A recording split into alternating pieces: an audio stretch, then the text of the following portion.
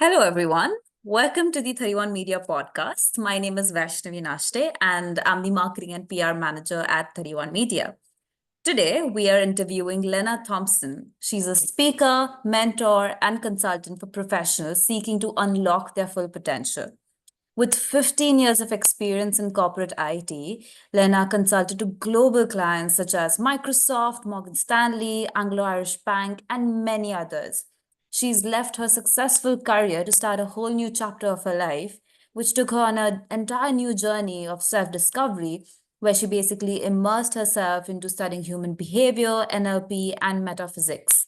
Today, she leverages her diverse background and expertise to empower individuals to navigate complexities of life with emotional mastery, resilience, and a renewed sense of purpose. Lena, I am so glad to have you on the podcast. Welcome. Thanks, V. Thank you so much for having me. I'm curious, like, how did this entire journey even happen? Like, what made you leave your corporate career with 15 years of experience and start studying human behavior? Well, I mean, it wasn't like an overnight decision. I think it's been Mhm. brewing there for quite a while. But what really made a big difference for me is when I went on a 7-day retreat. Wow. The life is like eat, pray, love. Yeah, exactly. Well, I mean, hers was more exotic. Mine was in Brighton, UK. Oh, So I okay. didn't travel to India, but still, it was that's when I kind of realized Yeah. that the life I was living literally wasn't my own. And Hmm. I didn't even know what my own life was about. I was just doing things the way I thought I should be Yeah. doing them, believing parents, society, teachers, basically everybody else, but not really listening to me. And to be Mm-hmm. honest, at that stage, I didn't even know what I wanted, but I knew Yeah. what I didn't want. So Yeah. it was just a slow evolution, going within, a lot of meditation, a lot of self-reflection, a Mm-hmm. lot of doing nothing, what they call it. Yeah. This is when things slowly start to emerge, and just one thing led to another, and here I am. Wow. That is quite an inspiring journey. I think all of us, some days we get those questions in our head. But yeah, it's amazing how your journey has, turned from being in corporate and then dealing with companies such as Microsoft, and then now you're like consulting and like this global speaker. So like kudos on that. That's amazing. Thank you. Thank you. I was curious, like you talk a lot about energy and how it's correlated to success in like a professional setting. So like can you explain me like the relationship between what energy and success has in like professional settings? Yeah, of course. The first time I heard the phrase change your energy, change your life, I didn't quite get it because like I always was kind of an energetic person. I used to do like run marathons, ultra marathons. I would Hmm. get out of bed and do all these things, but yet nothing was really changing, or really I had to put a lot of effort into things for actually something to move. I had to always do something. Hmm. And on this journey, I've realized some of the most really important things about energy. Firstly, that life does not respond to our effort, it literally responds to our energy. And more energy we cultivate, the more success we generate. And obviously, I mean, typically when we think of success, we think in terms of money, but success Yeah. isn't money. Success is the knowing who you truly are. That's what true success means for me, because from then stems your everything, really, how you show up, how you are with others, how you are with yourself. And that's what true freedom and true success at least means for me. And also when you look at energy, what is energy? Energy is awareness, right? Hmm. Awareness is consciousness. Well, consciousness, awareness is the same really thing. So the more energy you start generating, the more your consciousness expands. And Hmm. when you've got a high consciousness or high awareness, you spot opportunities, whereas would have missed them before. You just simply would have walked past like a life-changing thing, but you wouldn't be aware of it because you're not open to it, right? When you've got more awareness, higher consciousness, you start looking at things from different perspective. You become more resilient, more compassionate. You no longer have to prove yourself to anyone else. And I Yeah. mean, I think, things like that really do impact our personal and professional lives, really. Yeah, no, I absolutely agree with that because sometimes opportunities can come knocking at our doors, but it takes self-awareness to actually realize that it is an opportunity. And yeah, I think that takes a lot of practice with knowing oneself and others, which can be applied to different areas of our life. So that's so relatable. Yeah, no, absolutely. And also, if you think about it, as I said, everything responds to your energy. So the Yeah. quality of energy that we send out Mm, directly determines what we're going to attract. Like how some days you wake up and you're like in a foul mood, you're like, oh, I've got to go yeah. and Mm-mm. drink a coffee, and then like, I don't know, somebody runs over your cat or whatever that happens, right? Yeah. And then like everything from then is just like kind of just goes downhill. Or Yeah. keep out of bed in the morning, you're excited, the sun is shining, and it's like people stop for you so you can turn. There's green Yeah. lights all the way through. That's because of your energy. So Yeah. we've got to make literally our energy a priority, because it's like our whole lives change.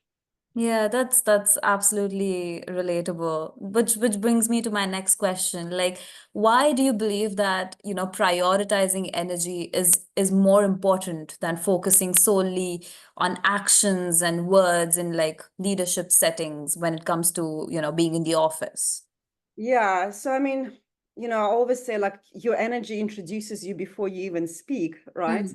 It's, how sometimes you can like walk into a room and everybody will be talking and Yeah. chatting, and then you'll see like a person somewhere in a corner standing there, and for some reason you just like pulled in their direction. You have no idea why. Mm. Right? Mm. There's something like quite impactful. I wouldn't use like term even high energy, because often when I say high energy, people go, well, I'm not extroverted. Well, it's got nothing to Ah, do with that, right? It's got yeah. nothing. I mean, some of the most people with a powerful energy are some of the most introverted people I met, but you can literally stand next to them.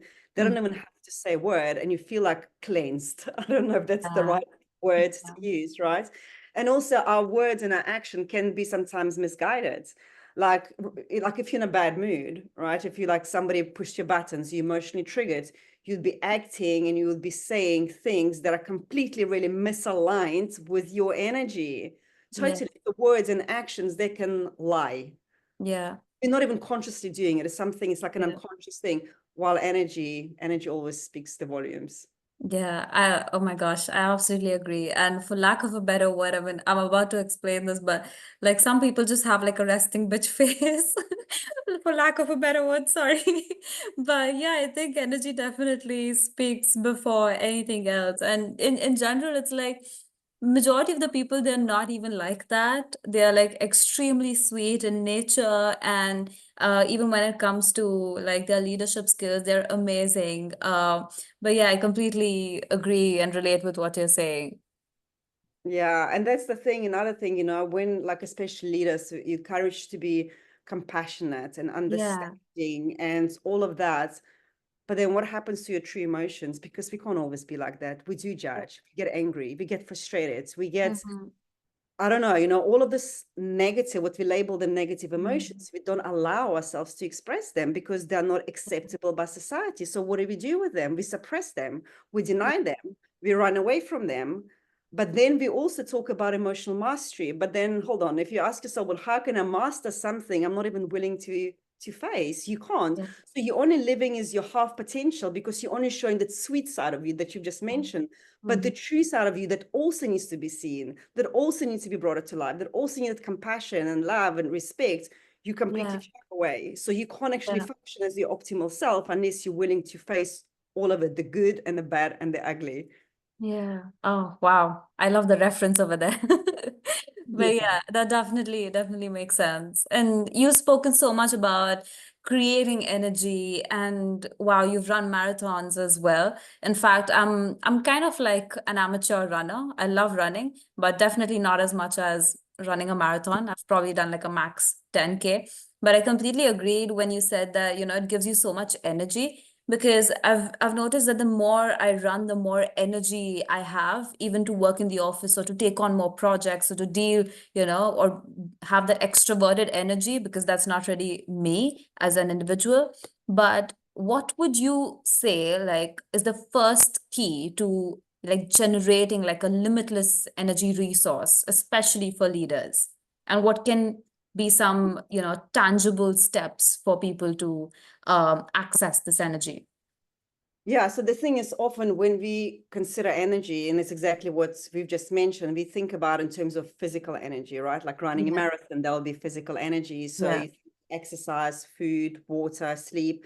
And that's important. I'm not saying it's not, Mhm. but we are not just functioning on a physical plane, if that makes sense. We are multidimensional beings, meaning that we exist on physical, on emotional, on mental, and spiritual levels. So we need to function on all four in order for us to really start enhancing and optimizing our energy. Because when you purely focus on a physical, but we don't pay attention to mental, meaning that we allow our thoughts to run wild, like worrying about things, trying to predict unpredictable future, shaming ourselves for the things we've done 10 years ago, Yeah, blaming somebody for mistreating us like 20 years ago, and we're still holding on to it. yeah, That yeah, takes energy. That's a mental energy. And our thoughts alone can burn us out. So you can run marathons, you can be a super healthy person, and you're going to have a heart attack because of your emotional, your mental craziness, insanity, yeah, right? Or emotions. If anybody's ever been like, let's say, depressed or stressed or anxious, your emotions can literally bring you down to your knees. They can cripple you.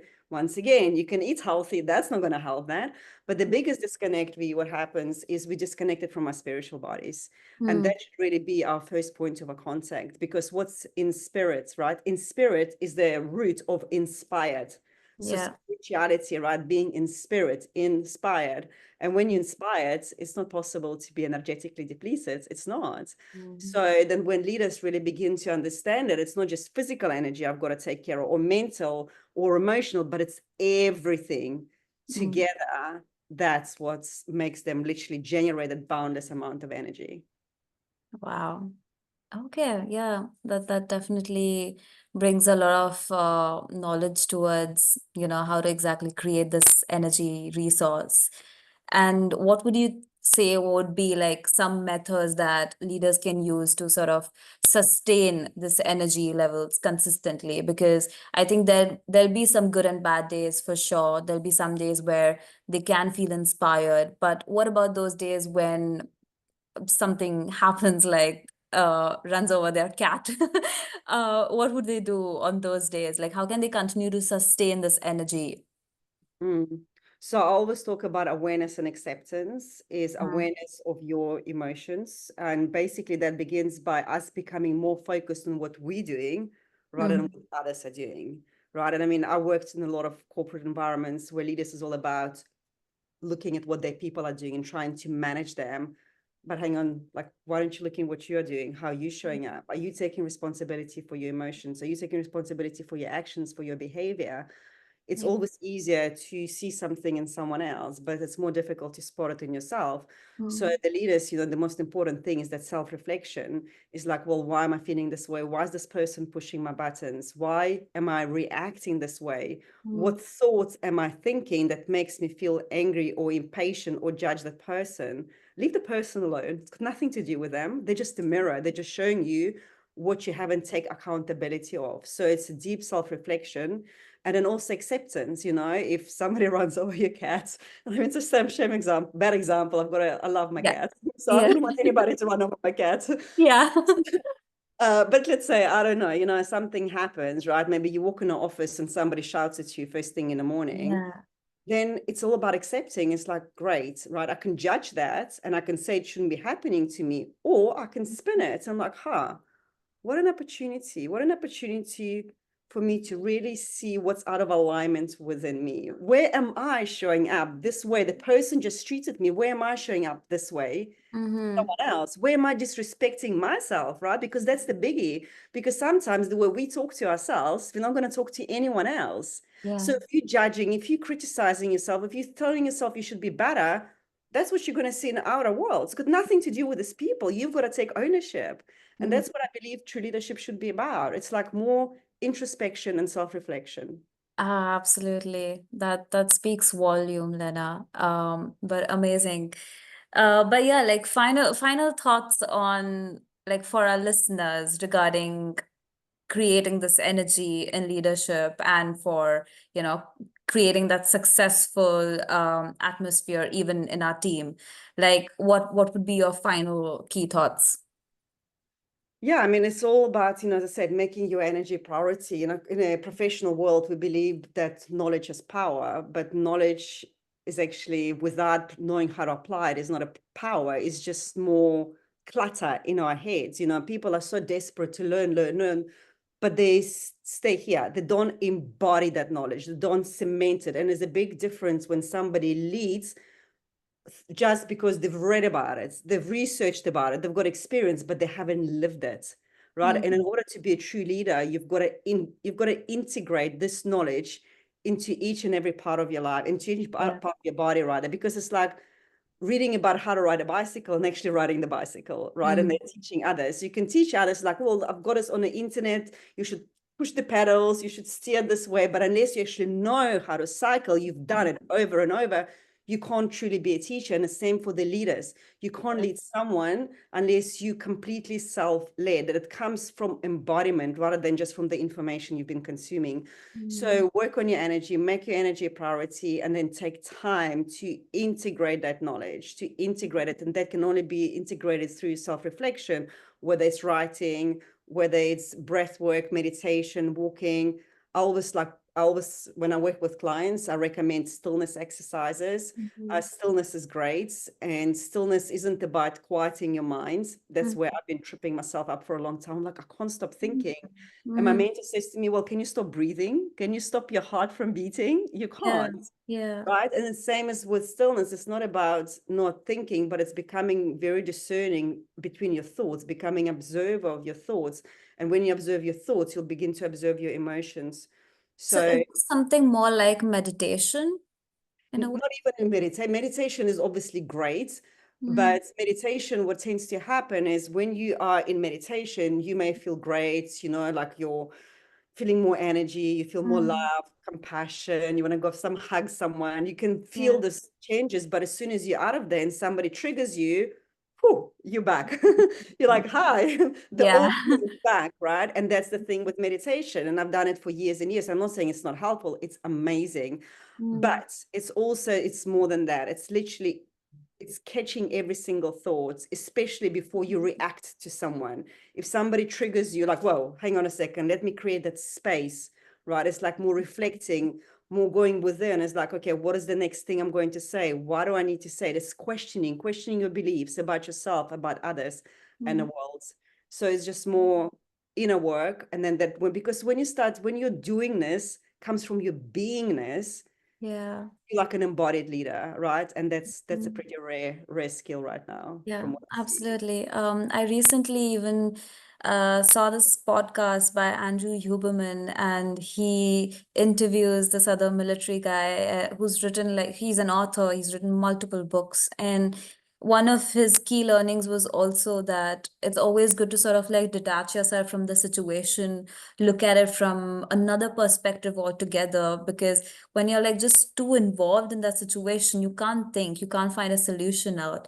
But when you like sort of detach and you look at it from a different perspective, then you sort of see where you need to go and which direction you need to go. But yeah, completely agree with what you said, Lena. Although finally, for our listeners who don't know, Lena is a speaker at the upcoming National Software Testing Conference. So congratulations on that. What can the attendees actually expect from your speaking session as well as from the workshop? Yeah, so I'm doing 2 sessions. The first one is titled The New Age of Productivity, How to Work Less and Accomplish More, or something along these lines.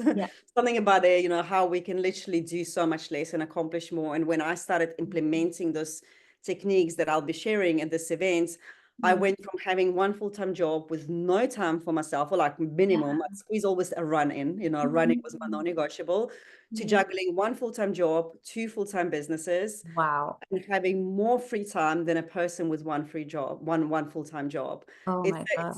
It's transformational. And I mean, I had a lot of mentors I worked, for the last 5 years. I always had a mentor and a coach.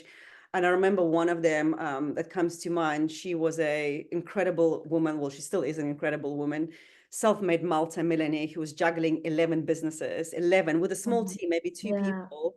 And every time you'd speak to her, she's like in Costa Rica in her villa, or she's working on this project, she's doing photo shoots, because she knew the secrets to managing her energy and how to take actions that are completely aligned with the direction of her dreams and goals. So I'll be sharing some techniques that, as I said, just completely transformed my life. So I'm that's definitely looking forward to that. I'm attending that one for sure. awesome. Yeah. And the second one is called The Key to Building Successful Teams is Not What You Think. So there's obviously going to be also more on energy. I mean, energy is, is my one of my keys that I always insert into every of my talk. And Yeah. also other keys really to how to help you to become this impactful leader who not just motivates people, but actually inspires them to inspire themselves, because that's where the true change comes. You can't really motivate someone else to do anything. People need True. to feel inspired, because motivation is short lasting, but when you're inspired, that's when the true That lasts transformation can longer. happen. Yeah, absolutely. Wow. So anyway, like listeners, like if y'all are interested in understanding how you can access that energy that's inside you, you have to attend Lena's speaking session at the upcoming National Software Testing Conference. So don't forget, the link to the tickets will be in the description below. So make sure to register for her speaking session. And Lena, thank you so much for doing this podcast with us. So I'm very grateful to have you over here. Thank you so much for having me. Perfect. Thank you, Lena.